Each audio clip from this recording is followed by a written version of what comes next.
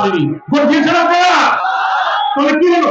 এখনো হাসপাতালের বাসা বাড়িতে কষ্ট পাচ্ছে, কাতরাচ্ছে। শহীদদের মায়ের চোখের পানি, আহতদের রক্ত এখনো শুকায়নি।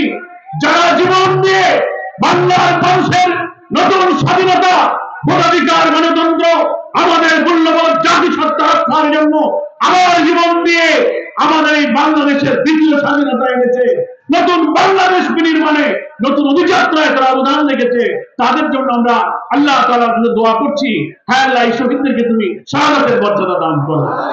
আহতদেরকে আল্লাহ তুমি সুস্থ হয়ে তাদের রক্ত, তাদের ত্যাগের এই নতুন বাংলাদেশে সুস্থ সংখ্যম এই জুলাই যোদ্ধাদেরকে আবার আমাদের মিছিলে শামিল হওয়ার তৌফিক দাও। আমার প্রিয় মুক্তাগাছাবাসী, এই সংগ্রামী আন্দোলনে শহীদের স্মৃতিবিজড়িত মুক্তাগাছা, এই ঐতিহাসিক আন্দোলনে মুক্তাগাছার মাটির সন্তানদেরও ত্যাগ এবং কোরবানি শাহাদাত রয়েছে। আপনারাও কিন্তু এই নতুন বাংলাদেশ নির্মাণে এই আন্দোলনের গর্বিত অংশীদার, কি বলেন ঠিক কিনা? তাই আপনাদেরকে আমি সংগ্রামী অভিনন্দন জানাই জামাত ইসলামের পক্ষ থেকে। আমরা যেহেতু সালাতুল জোহরের আগে সূরা একটার মধ্যে আমাদের কথা এবং সম্মেলনের কাজ শেষ করতে চাই, সংক্ষেপে আল্লাহ তৌফিক দিলে কয়েকটি কথা আপনাদের মধ্যে বলতে চাই। 17-18 বছরে একটা কালো যুগ আমরা পার করে এসেছি, নাকি বলেন? রাসূল সাল্লাল্লাহু আলাইহি ওয়াসাল্লাম পৃথিবীতে আসার আগের যে বর্বর যুগ ছিল, শিরক, বিদআত, খুন, রাহাজানি, হত্যা, ধর্ষণ, মানুষে মানুষে হানাহানি, মানবতার যে অবিরাম রক্তক্ষরণ হচ্ছিল, এই অসভ্য বর্বর যুগকে ইতিহাসের পাতায় আইয়ামে জাহেলিয়াত বলে অভিহিত করা হয়, নাকি বলেন? তো আমাদের এই 18 বছরকে এটা একটা বর্বর একটা জাহেলি যুগ আমরা পার করে এসেছি, যে যুগে আমাদের কোনো ভোটাধিকার ছিল না, গণতন্ত্র ছিল না, ধর্মীয় অধিকার ছিল না, আইনের শাসন ছিল না, অর্থনৈতিক অধিকার ছিল না, আমাদের অন্ন, বস্ত্র, শিক্ষা, চিকিৎসা, বাসস্থান, ক্ষুধার্ত মানুষের খাবার নেই, নিরন্ন মানুষের হাজারি, অন্নহীন, বস্ত্রহীন মানুষের কান্নায় এই বাংলা আকাশ বাতাস ভারী হয়েছে। একদলীয় কর্তৃত্ববাদী এক ব্যক্তি, এক নেতৃত্ব, শেখ পরিবার একটি দলের নেতৃত্ব বাংলাদেশ জিম্মি হয়ে জাহেলিয়াতের অন্ধকারে ডুবে গিয়েছিল। আওয়ামী লীগের লোক না হলে চাকরি হবে না, তাদের ছেলে না হলে ব্যবসা হবে না, শেখ পরিবারের আত্মীয় না হলে ব্যবসা বাণিজ্য, চাকরি, জীবনের কোনো নিরাপত্তা নাই। আজকে 17-18টি বছর আমাদের ব্যবসা বাণিজ্য, আমাদের সন্তানদের চাকরি বাকরি, রাজনীতি, অর্থনীতি সব তছনছ করে দেওয়া হয়েছে। সেই জন্য আমরা বলি আমরাও একটি জাহেলিয়াতের যুগ পার করেছি, আমরা একটা কালো যুগ পার করেছি।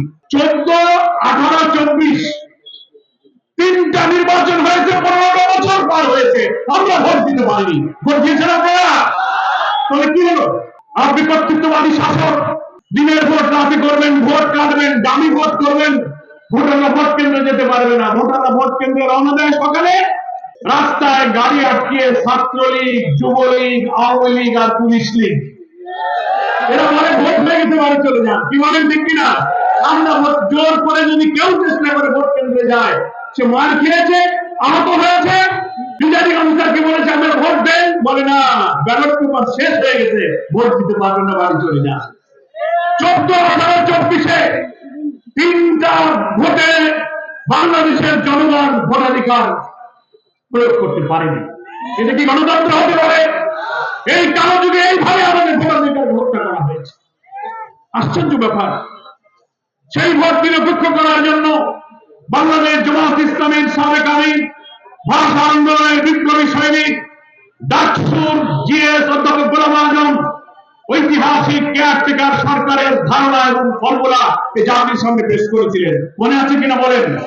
বাংলাদেশ জামাত ইসলামী এই আন্দোলনে আসলে একে একে আওয়ামী লীগ, বিএনপি সবাই ভিন্ন ভিন্ন ভাষায় জামাতের এই ঐতিহাসিক ফর্মুলা ধারণ করে নিরপেক্ষ নির্বাচনের পক্ষে আমরা বারবার আন্দোলন করেছি। সেটা গৃহীত হয়েছিল। হাসিনা ক্ষমতায় এসে কর্তৃত্ববাদী শাসক ভোট ডাকাতি করবে বলে, গণতন্ত্র ধ্বংস করবে বলে, অন্য কেউ ক্ষমতায় আসুক না, সারা জীবন সে ক্ষমতায় থেকে ফ্যাসিস্ট কর্তৃত্ববাদী হিটলারের মতো এই জাতিকে হাতের মুঠে শাসন করবে বলে সে কেয়ারটেকার সরকারের বিধানটা সে বাতিল করে দিয়েছে। মনে আছে আপনাদের? যখন এই প্রশ্ন আসলো আপনাদের নিশ্চয়ই মনে আছে, আমাদের তো মনে আছেই, পার্লামেন্টে যখন তত্ত্বাবধায়ক সরকারের এই বিধানকে বাতিল করার জন্য বিল এর আলোচনা হতে লাগলো, পার্লামেন্টারি প্রসিডিউর অনুযায়ী সেখানে একটা পার্লামেন্টারি কমিটি গঠন হলো যে এই কমিটি সিদ্ধান্ত নিক তত্ত্বাবধায়ক সরকার বিধান থাকবে কি থাকবে না। সেই কমিটি বসলো, সেই কমিটির মিটিং এর সিদ্ধান্ত হলো যে না, একটি অবাধ নিরপেক্ষ একটি ক্রেডিবল একটা ফ্রি ফেয়ার ইলেকশনের জন্য তত্ত্বাবধায়ক সরকারের বিধানটা থাকা উচিত। কমিটির সকল সদস্য, হাসিনা তখন প্রধানমন্ত্রী, আওয়ামী লীগ ক্ষমতায়, 11 সালে পার্লামেন্টারি কমিটির সিদ্ধান্ত উপেক্ষা করে হাসিনা বললেন যে না, আমরা এই সিদ্ধান্ত মানি, এটা বাতিল করতে হবে।